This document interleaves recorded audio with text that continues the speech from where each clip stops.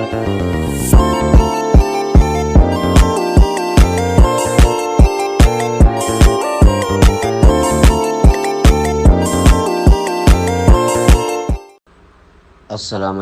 warahmatullahi wabarakatuh.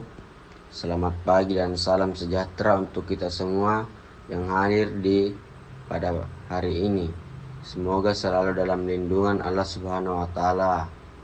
Perkenalkan, saya Ramadhani selaku moderator pada kelompok ini, dan adapun anggota kelompok saya yaitu Anjen Eka Febrianti dan Mirna. Untuk mengefisienkan waktu, saya berikan kepada pemateri pertama, yaitu Anjen Eka Febrianti. Dipersilahkan. Baiklah, terima kasih atas kesempatannya.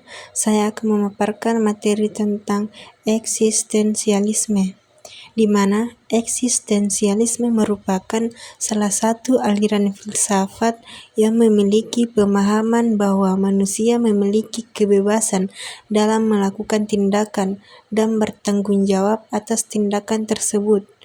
Eksistensialisme adalah cabang filsafat yang mempersoalkan keberadaan manusia seutuhnya. Eksistensi manusia tersebut dapat diwujudkan melalui kebebasan.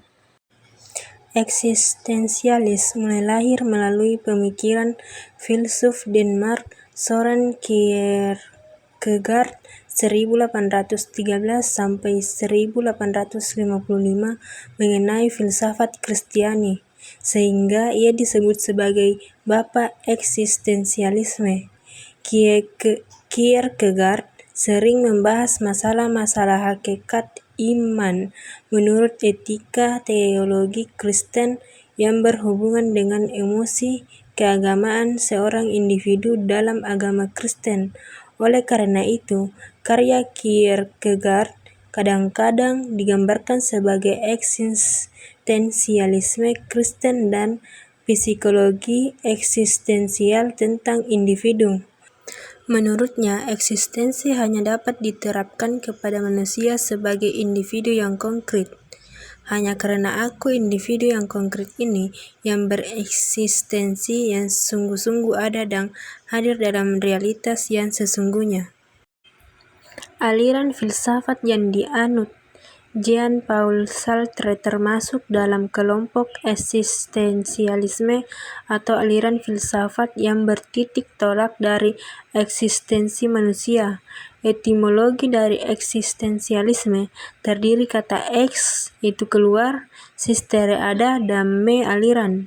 Dalam Kamus Bahasa Indonesia, makna dari pada eksistensi adalah paham, berpusat pada manusia individu yang bertanggung jawab atas kemauannya yang bebas, tanpa mengetahui mana yang benar dan mana yang tidak benar. Menurut eksistensialisme, manusia merupakan makhluk yang keluar atau dapat dipisahkan dari makhluk lain yang non-manusia bila dilihat dari cara beradanya. Eksistensi manusia merupakan cara berada yang khas dari manusia. Di dunia ini hanya manusia yang memiliki eksistensi. Makhluk bernyawa lainnya tidak memilikinya. Dapat dikatakan bahwa kekhasan manusia sebagai makhluk yang berpribadi secara khusus dalam keberadaannya itulah yang merupakan eksistensinya. Namun, walaupun manusia adalah satu-satunya makhluk yang terlihat bereksistensi di dunia ini, ia tak hanya berurusan dengan cara beradanya sendiri. Ia juga harus melihat keberadaan makhluk lain dalam hubungan atau relasi dengannya, walaupun cara berada makhluk lain itu tidak dapat dikatakan bereksistensi.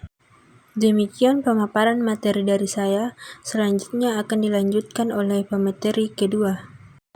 Baik, terima kasih. Saya akan melanjutkan materi yang mengenai entrepreneur eksistensialisme, yang dimana entrepreneurship secara historis sudah dikenal sejak diperkenalkan oleh Richard Castillon pada tahun 1775 di luar negeri. Istilah entrepreneurship sendiri telah dikenal sejak abad ke-17, sedangkan di Indonesia, istilah entrepreneurship baru dikenal pada akhir abad ke-20.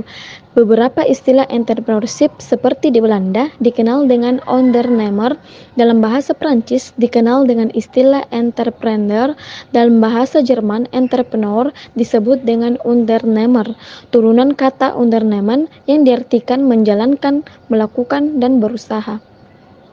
Menurut Thomas W. Zimmer pada tahun 2008, entrepreneurship atau kewirausahaan adalah penerapan kreativitas dan keinovasian untuk memecahkan permasalahan dan upaya memanfaatkan peluang-peluang yang dihadapi orang setiap hari.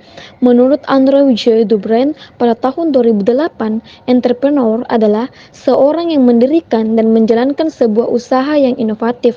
Istilah entrepreneurship atau kewirausahaan pada dasarnya merupakan suatu disiplin ilmu yang mempelajari tentang nilai, kemampuan, atau ability, dan perilaku seseorang yang menghadapi tantangan hidup untuk memperoleh peluang dengan berbagai risiko yang mungkin dihadapinya. Entrepreneurship adalah segala hal yang berkaitan dengan sikap, tindakan, dan proses yang dilakukan oleh para entrepreneur dalam merintis, menjalankan, dan mengembangkan usaha mereka. Entrepreneurship merupakan gabungan dari kreativitas, inovasi, dan keberanian menghadapi risiko yang dilakukan dengan cara kerja keras untuk membentuk dan memelihara usaha baru.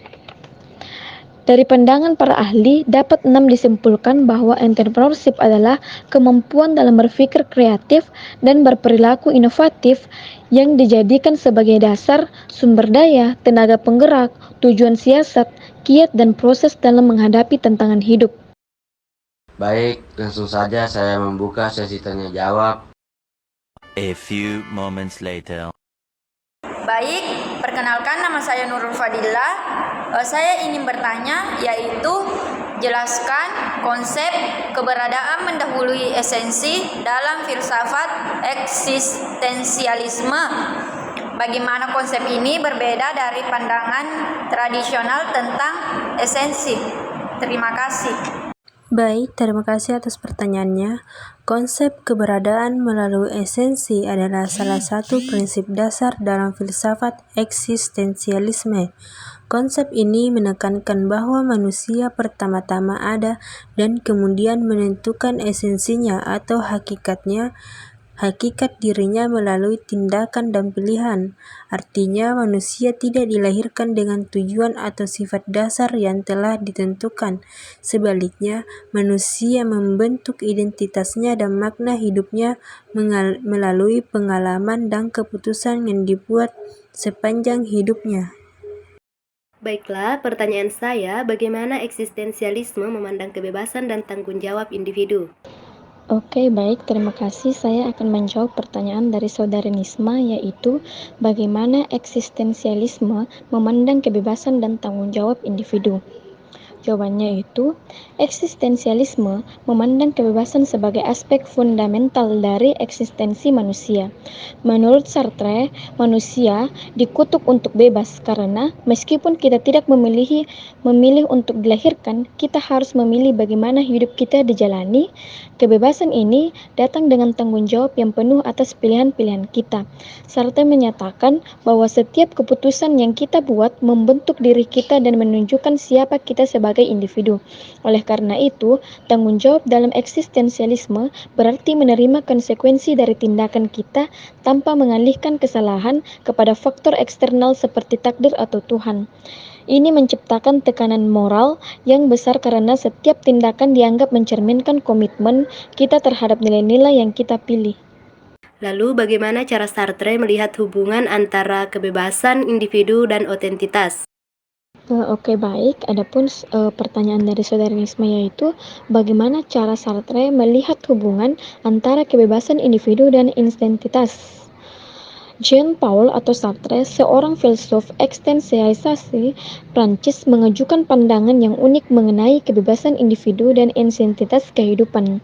Bagi Sartre, kebebasan merupakan inti dari eksistensitas manusia, dan identitas pengalaman hidup berhubungan erat dengan bagaimana individu menyadari dan menjalankan kebebasan tersebut. Adapun cara Sartre melihat hubungan antara kebebasan individu dan insentitas. Yang pertama, kebebasan sebagai inti eksistensi, yaitu Sartre berargumen bahwa manusia terkutuk untuk bebas, yang berarti setiap individu harus selalu membuat pilihan dan bertanggung jawab penuh atas pilihan-pilihannya.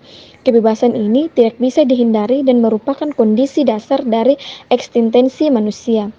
Nah, yang kedua, pilihan dan autentisitas, yang dimana kebebasan membawa tanggung jawab untuk membuat pilihan yang autentik, yaitu pilihan yang benar-benar mencerminkan keinginan dan nilai-nilai individu, bukan sekedar meniru atau mengikuti norma sosial. Insentitas hidup muncul ketika seorang berani membuat pilihan yang autentik meskipun mungkin berisiko atau menantang. Nah, yang ketiga atau terakhir, kecemasan dan kesadaran, yang dimana kebebasan juga menyebabkan kecemasan atau angst karena kesadaran atau kemungkinan yang bertanggung jawab yang tidak terbatas. Sartre melihat bahwa menghadapi dan menerima kecemasan ini dengan penuh kesadaran dapat meningkatkan intensitas hidup seseorang, karena individu sepenuhnya sadar akan kebebasannya dan konsekuensi dari pilihannya.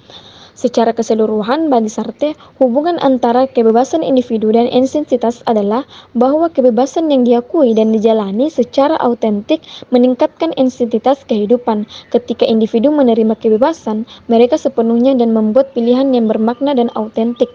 Mereka mengalami hidup dengan lebih mendalam, meskipun ini mungkin datang dengan kecemasan dan tantangan yang signifikan. Itulah tadi pemaparan atau presentasi dari kelompok kami. Adapun kesimpulan yang dapat saya ambil, yaitu kesimpulan dari kedua konsep ini adalah bahwa individu memiliki kebebasan untuk membuat pilihan, dan melalui tindakan tersebut mereka menciptakan makna dan nilai dalam kehidupan mereka. Entrepreneur eksistensialisme menekankan bahwa kebebasan untuk menciptakan jalan hidupnya juga membawa tanggung jawab penuh terhadap hasil dan pilihan tersebut.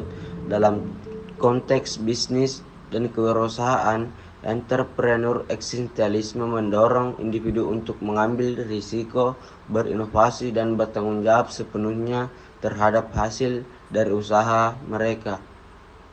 Baik, itulah tadi kesimpulan dari kelompok kami, dan saya tutup dengan kata wabillahi taufiq wal hidayat. Assalamualaikum warahmatullahi wabarakatuh.